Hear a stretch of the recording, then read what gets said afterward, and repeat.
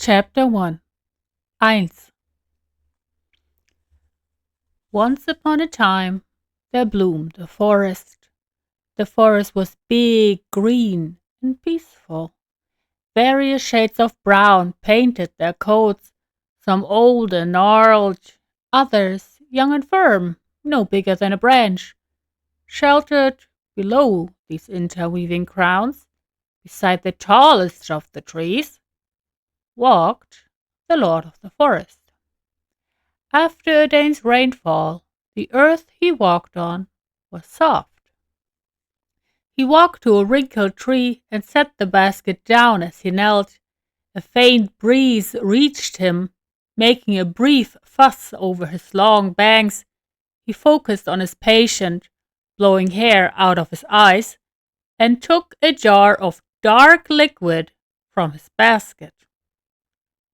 Lowering his head deeper into his ebony-colored hood, he moved his lips in a silent chant.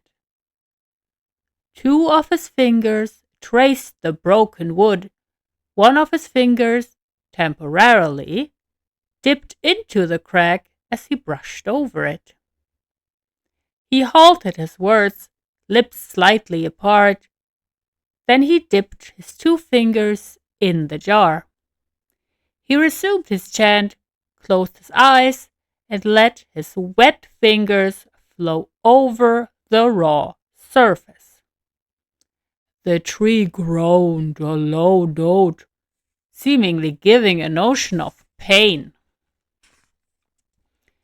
before stilling and becoming one with the rustling of the forest. Dying was a part of nature, as was birth, living, and healing. He smiled as he felt the tree's vibration return to their natural course. He went to a stream close by, sat down by it, and cleaned his fingers. With the birds chirping above, he settled and opened his basket. Amongst the trees, witnesses to time and change, he found quiet and warmth despite the cooling air. A small swish caught his attention. He traced the sound past the chirping birds, which led his gaze up to a bigger tree. I'm alone. There was no force or roughness to his voice, only a tender calm. It rustled again, and he plucked a nut from his basket. Come on, Eich. He held his palms low and turned up. I've got your favorite. In a matter of seconds, the squirrel had its long and curled claws on his fingertips. The man smiled, eyes kind and encouraging. I snatched the nut and darted into the safety of a tree. He leaned back a little and picked another handful of chestnuts. You too, Charlotte, he said. Timid hoofs, damped by the ground, came up behind him. She leaned over his left shoulder and ate the chestnuts out of his palm. He laid the other nuts on the ground and reached up to pet her. Charlotte nudged her head against him, flicking her ear. She flicked her ear again and accidentally shifted his hood. Before anyone had a chance to see or recognize him, he brought his hood to its former position. Two more stags came to taste their master's treats, and a few other roes, some rabbits. Eich often, each time taking a nut and stashing it in his burrowed home. Not soon after, the basket was empty, apart from his half-filled jar. He petted the animals, rubbed the bunnies' bellies, then excused himself. On his way home, he heard soft whimpering. He stopped, scanning the area of wood and leaves. The whimpering came from behind a tree. He neared and crouched, spotting a red fox cub. The little cub cowered in the hollow trunk. "Where is your mother?" he asked, roaming the forest for a sign of her. Something must have happened to its mother, and she wasn't going to return. Going by the dirt stuck to its wet fur and its meager frame, it must have been out for at least a day or two. "Come on," he said. The gentle inquiry aided the cub closer to his palm, out of the trunk for him to pick up and carry home.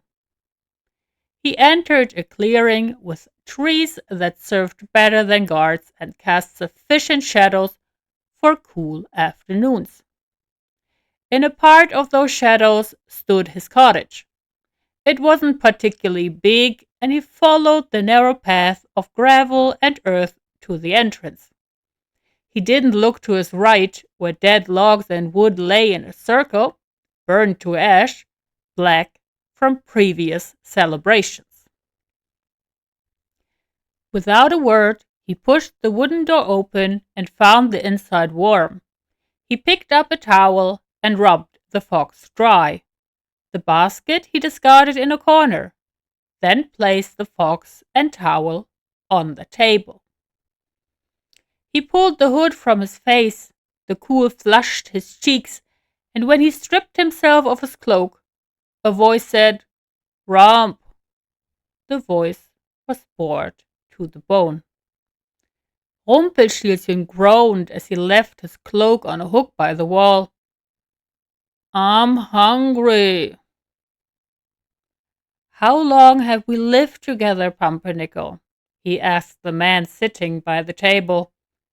Displeased, Rumpelstilzchen regarded his brother, his skin as blue and grey as a whale's, and in a state of constant dampness. Pumpernickel pursed his lips, more than bored. "About forever. Why, brother?" Rumpelstilzchen turned to the counters. He opened one, closed it again, did the same to two others. "How can you not remember my name, then?" Reaching a finger, Pumpernickel poked the fox. It jerked a little, almost falling over with a squeak. "It's hard." Rumpelstilzchen rolled his eyes at that and fished out the desired object. He claimed the stove and lit a small fire underneath. The milk jar always stood in the corner, so he took it and poured some amount into the pot. While he waited for the milk to boil, he searched for a spoon. "It's not. It's easy," he said. His brother yawned. "Can you even remember yours?" Rumpelstilzchen asked, pulling the spoon out of a cupboard with a sturdy jerk and loud clattering. The fox ran to the edge of the table. Rumpelstilzchen patted its head to assure safety, and it followed him back to the stove. Who wouldn't remember their own name? Rumpelstilzchen raised a brow, eyes on the yet restful milk. "You?" He slipped the wooden spoon into the pot and stirred. "Can I name your pet?" Pumpernickel asked instead, and poked the fox, leaving wet spots all over. "Stop it," Rumpelstilzchen said with a frown. "You'll soak him." "It's not my fault," his brother said, lips a clear pout. Rumpelstilzchen turned around in time to see his brother slump back against his wooden chair. Before him was a plate. On it, a fish. In fact, the whole cottage smelled of it. "It's not your fault for being the Lord of Water?" Rumpelstilzchen asked, raising his brows and waiting a moment for an answer that came in an incoherent mumble. "And stop wearing my shirts," Rumpelstilzchen said, eyes darkening to a glare. I only have the one I am wearing left. The others are all wet. Now his brother lifted his face, a wide grin cracking it, water running down his temples. You're older. You have to bear it. I'll bring you a bear if you continue. But his brother knew Rumpelstilzchen's threats weren't all that harsh. All he'd bring was a teddy bear. The Lord of the Forest couldn't hurt a fly or a blood-sucking mosquito, even if his life depended on it. Pumpernickel tangled a finger in his wet hair, squeezing more water out of it for the sole purpose of mocking his brother. Why don't you live in the ocean? Rumpelstilzchen asked, clearly wanting his brother to get the hint and leave. The ocean is boring, Rump. His eyes confirmed the statement. The fish are scared of me. Even the sharks won't go near me. Maybe you shouldn't eat them then. Pumpernickel sighed dramatically and flung his arms over the table. Don't throw me out, Rump. I'll help more. I doubt that. He bolted up, drops of water flying everywhere. I'll clean your shirts. You have to. I'll help you with this. He pointed at the little fox. I'll help you with that. I'll give it a name. The forest lord tilted his head a little to the side. Spare me. Foxy! The fox mimicked its master and tipped its head. Keeping his expression, Rumpelstilzchen didn't even bother with a reply. Fox? Foxchen? Fuchs? Fuchs? A dark glance shut Pumpernickel up, and Rumpelstilzchen continued to stir the milk.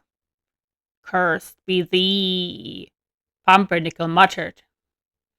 Before the milk had a chance to burn and stick to the pot, he set it down on the table.